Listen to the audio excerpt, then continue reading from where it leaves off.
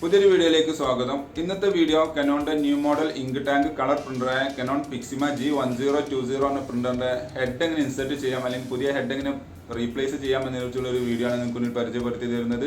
Video കാണുമ്പോൾ channel subscribe ചെയ്യുക, follow ചെയ്യുക, കമന്റ് ചെയ്യുക, ഷെയർ ചെയ്യുക. അപ്പോൾ നേരെ വീഡിയോയിലോട്ട് പോവാം.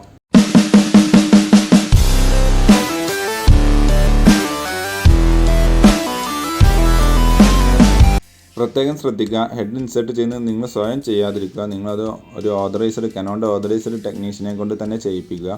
നിങ്ങൾ ചെയ്യുന്ന സമയത്ത് എന്തെങ്കിലും ഫാൾട്ട് ഉണ്ടായി കഴിഞ്ഞ് കഴിഞ്ഞാൽ പ്രിൻ്ററിന് ഡാമേജസ്, അതായത് ബോർഡ് ഷോർട്ട് കാര്യങ്ങളൊക്കെ വരാൻ സാധ്യതയുണ്ട്. അതുകൊണ്ട് നിങ്ങളിത് സ്വയം ചെയ്യരുത്. നിങ്ങളൊരു കനോണിൻ്റെ ഓതറൈസ്ഡ് ടെക്നീഷ്യനെ കൊണ്ട് തന്നെ ചെയ്യിപ്പിക്കുക. 2 ഹെഡുകളാണ് ഇതിന് വരുന്നത്. കളറിനൊരു ഹെഡും ബ്ലാക്കിനൊരു ഹെഡും.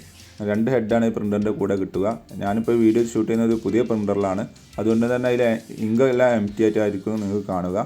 കണ്ടില്ലേ, ഇത് നമ്മൾ ആ ഡോർ ഓപ്പൺ ചെയ്യുന്ന സമയത്ത് ഇതാണ് ക്യാരേജ്. ഇവിടെയാണ് ഹെഡ് ഇൻസെർട്ട് ചെയ്യേണ്ടത്. ഓരോന്നിനും ഓരോരോ സ്ലോട്ടിൻ്റെ അവിടെയും ഓരോരോ മെൻഷൻ ചെയ്തിട്ടുണ്ട് കോഡുകൾ. CB എന്ന് കൊടുത്തിട്ടുണ്ടാവും. ഹെഡുമിൽ അതേപോലെ തന്നെ CB എന്ന് കൊടുത്തിട്ടുണ്ടാവും. C എന്ന കളർ, B എന്ന ബ്ലാക്ക്. അപ്പോൾ നമ്മൾ ആദ്യം ചെയ്യേണ്ടത്, ഞാനിപ്പോൾ ബ്ലാക്കാണ് ഫില്ല് ചെയ്യാൻ പോകുന്നത്. ബ്ലാക്കിൻ്റെ പാക്കറ്റിൻ്റെ ഈ കവർ ഓപ്പൺ ചെയ്യുന്നു. ഞാൻ രണ്ടിൻ്റെ ഓപ്പൺ ചെയ്തിട്ടുണ്ട്. ഞാനൊക്കെ ഹെഡ് എടുത്തതിന് ശേഷം നിങ്ങൾക്ക് കാണാൻ സാധിക്കും 2 ഓറഞ്ച് സ്റ്റിക്കേഴ്സ് ഉണ്ട്, ടാപ്പുകളുണ്ട്. അത് 2 റിമൂവ് ചെയ്തിരിക്കണം. അത് റിമൂവ് ചെയ്യാതെ ഒരിക്കലും അതിൽ ഇൻസെർട്ട് ചെയ്യാൻ പാടില്ല. ഞാനിപ്പോൾ 2 റിമൂവ് ചെയ്തിട്ടുണ്ട്.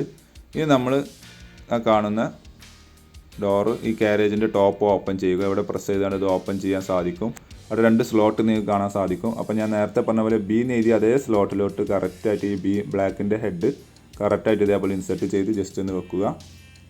ഇനി നെക്സ്റ്റ് വരുന്നത് കളറാണ്. കളറിൻ്റെതും അതേപോലെ നമ്മൾ എന്ത് ചെയ്തു, പാക്കറ്റിൽ നിന്നും എടുത്തു ആ 2 ഓറഞ്ച് ടാപ്പുകളും റിമൂവ് ചെയ്തിട്ടുണ്ട്.